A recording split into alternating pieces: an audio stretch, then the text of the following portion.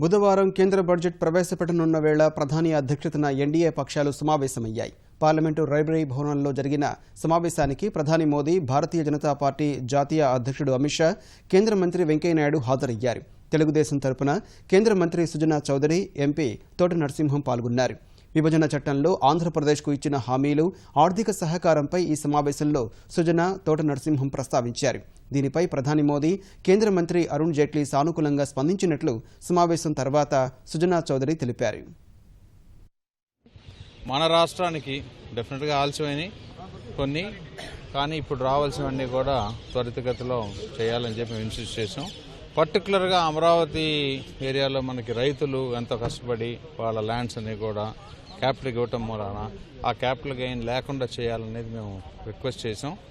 మరి డెఫినెట్గా వాళ్ళు మనకి సహకరిస్తారని చెప్పి నా నమ్మకం.